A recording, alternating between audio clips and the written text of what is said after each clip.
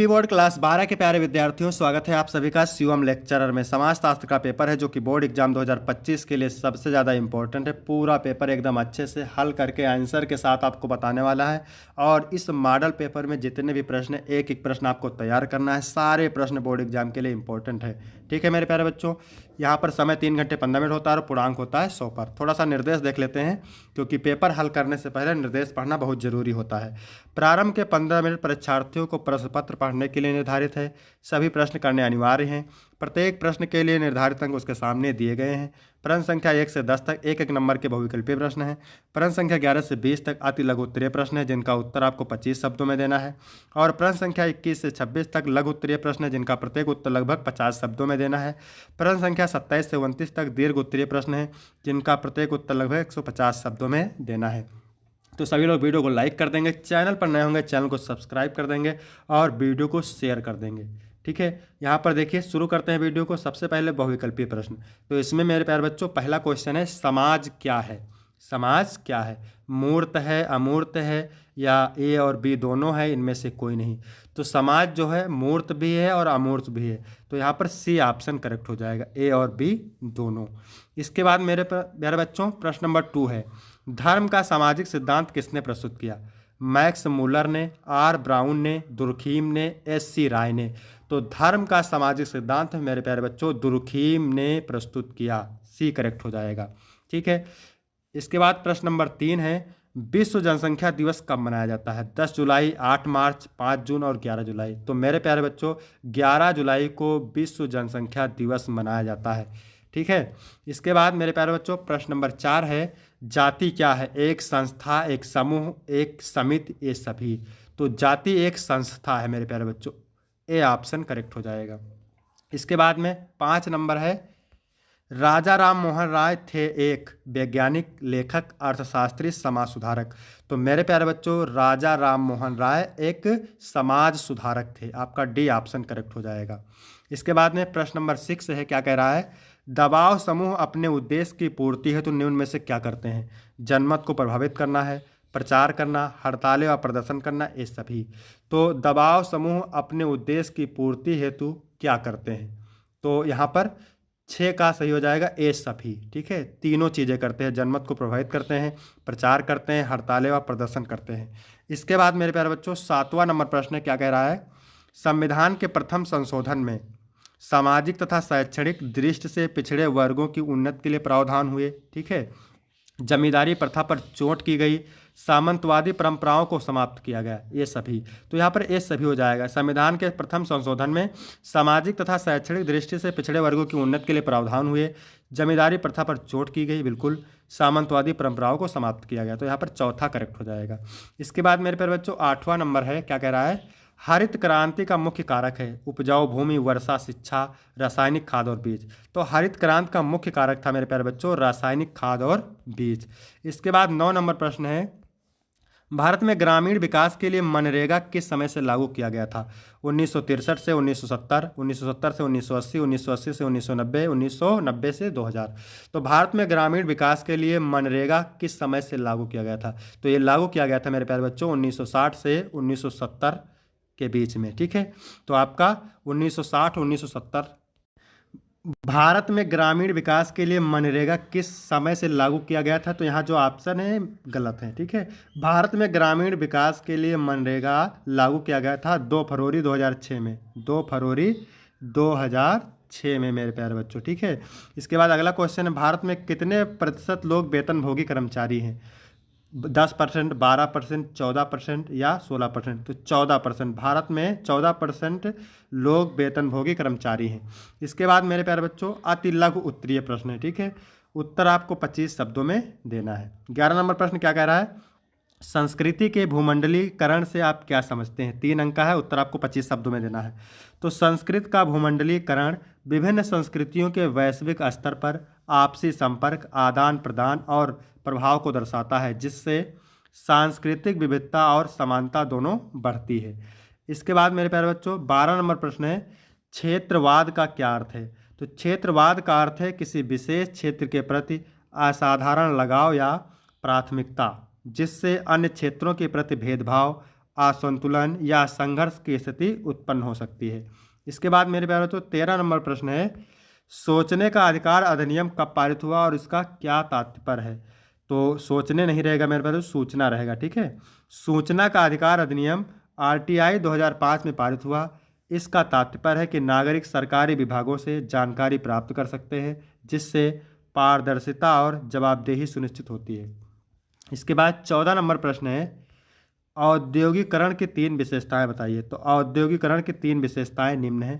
पहला है यंत्रीकरण, उत्पादन के लिए मशीनों और तकनीकों उपकरणों को बड़े पैमाने पर उपयोग। दूसरा है शहरीकरण, कारखानों के विकास से लोग ग्रामीण क्षेत्रों से शहरों की ओर प्रवास करते हैं। तीसरा है बड़े पैमानों पर उत्पादन, वस्तुओं का बड़े पैमानों पर उत्पादन करना, जिससे अर्थव्यवस्था में वृद्धि होती है। इसके बाद मेरे प्यारे बच्चों 15 नंबर प्रश्न है, ग्राम पंचायत के 4 दायित्व बताइए। तो ग्राम पंचायत के 4 दायित्व निम्न है। पहला है ग्रामीण विकास कार्यों का संचालन। दूसरा स्वच्छता और जल आपूर्ति सुनिश्चित करना। तीसरा शिक्षा और स्वास्थ्य सुविधाओं का प्रबंधन। चौथा है विवादों का निपटारा। इसके बाद मेरे प्यारे बच्चों 16 नंबर प्रश्न है, क्या कह रहा है, सामाजिक विषमता से क्या अभिप्राय है। तो सामाजिक विषमता का अभिप्राय समाज में वर्ग, जाति, लिंग या आर्थिक स्थिति के आधार पर असमानता और भेदभाव की स्थिति से है, जिससे असमान अवसर मिलते हैं। 17 नंबर प्रश्न है मेरे प्यारे बच्चों, जनतांत्रिक राजनीति से आप क्या समझते हैं। तो जनतांत्रिक राजनीति का अर्थ है ऐसी शासन व्यवस्था जिसमें नागरिकों की समान भागीदारी, स्वतंत्रता और अधिकार सुनिश्चित होते हैं तथा सरकार जनप्रतिनिधियों द्वारा संचालित होती है। इसके बाद 18 नंबर प्रश्न है, क्या कह रहा है, हरित क्रांति के किन्हीं 3 प्रमुख प्रभावों का वर्णन कीजिए। तो हरित क्रांति के 3 प्रभाव निम्न है। पहला है कृषि उत्पादन में वृद्धि। दूसरा है खाद्यान्न में आत्मनिर्भरता। और तीसरा है उन्नत बीजों और तकनीकों के उपयोग से कृषि क्षेत्र का आधुनिकीकरण। इसके बाद 19 नंबर है मेरे प्यारे बच्चों, सामाजिक विषमता से क्या अभिप्राय है। तो सामाजिक विषमता का अर्थ है समाज में जाति, धर्म, लिंग या आर्थिक स्थिति के आधार पर असमानता और भेदभाव, जिससे समान अवसरों पर अधिकारों की कमी होती है। पुत्र अधिमान्यता शब्द से क्या तात्पर्य है। तो उत्तर लिखेंगे, पुत्र अधिमानता का तात्पर्य है समाज में पुत्रों को प्राथमिकता और श्रेष्ठता देना, जिससे पुत्रियों के साथ भेदभाव और असमानता की स्थिति उत्पन्न होती है। इसके बाद यहाँ पर लघु उत्तरीय प्रश्न है। ठीक है, उत्तर आपको 50 शब्द देना है। प्रत्येक उत्तर के लिए 6 अंक मिलेंगे। सामाजिक शोध में सर्वेक्षण पद्धति की विवेचना कीजिए। तो सामाजिक शोध में सर्वेक्षण पद्धति एक प्रमुख तकनीकी है जिसका उपयोग विभिन्न मुद्दों पर व्यापक डेटा एकत्र करने के लिए किया जाता है। इसमें प्रश्नावली के माध्यम से बड़ी संख्या में लोगों से जानकारी एकत्र की जाती है, जिससे समाज के विरोध पहलुओं का अध्ययन किया जा सकता है। इसके बाद 22 नंबर प्रश्न है, स्वतंत्रता के बाद भारत के ग्रामीण समाज में होने वाले परिवर्तनों को स्पष्ट कीजिए। तो स्वतंत्रता के बाद भारत के ग्रामीण समाज में कई बदलाव हुए हैं, जैसे कृषि का आधुनिकीकरण हुआ है, संचार और परिवहन व्यवस्था का विकास हुआ है, स्वच्छता और स्वास्थ्य सेवाओं में सुधार हुआ है। इसके बाद है चौथा, शिक्षा का विस्तार हुआ है, जल संसाधनों की बेहतर प्रबंधन हुआ है। इन परिवर्तनों से ग्रामीण अर्थव्यवस्था और जीवन स्तर में सुधार हुआ है। इसके बाद मेरे प्यारे बच्चों 23 नंबर प्रश्न है, सामाजिक परिवर्तन और सामाजिक आंदोलन में अंतर। तो सामाजिक परिवर्तन एक लंबे समय तक समाज के ढांचे में बदलाव होता है।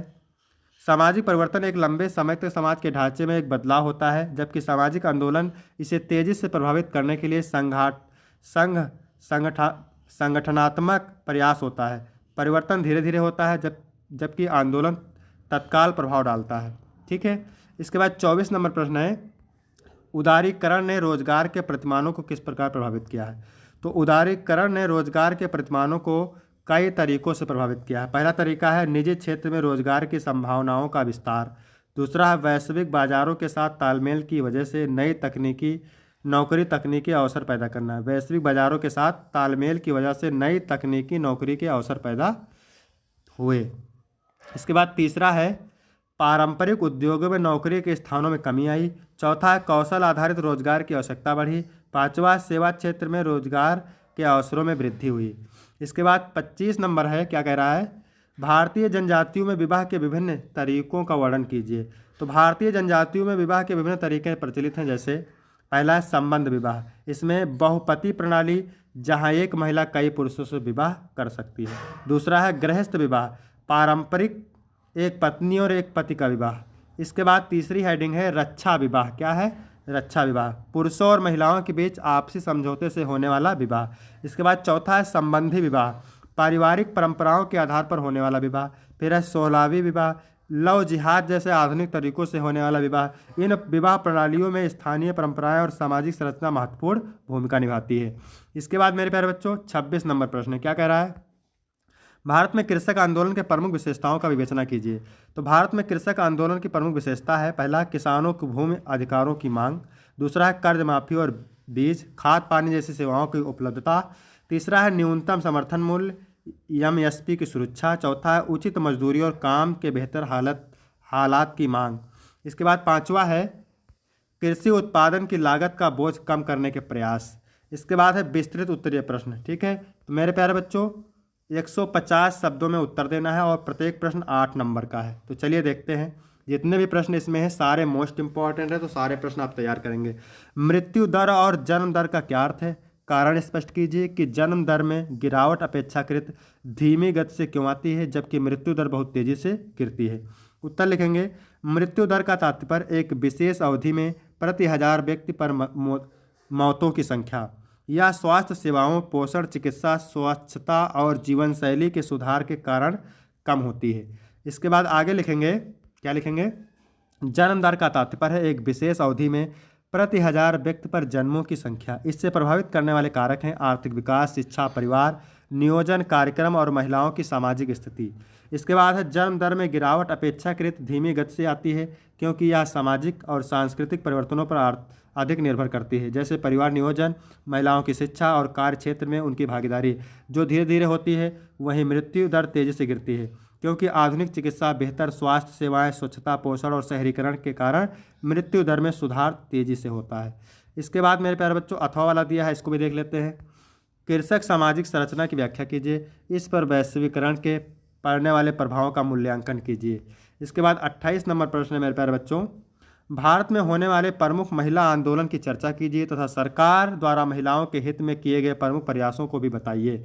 तो भारत में प्रमुख महिला आंदोलन, ठीक है, तो निम्नलिखित हैं। पहला है महिला अस्मिता आंदोलन, महिलाओं के अधिकारों और उनकी गरिमा को लेकर संघर्ष किया गया।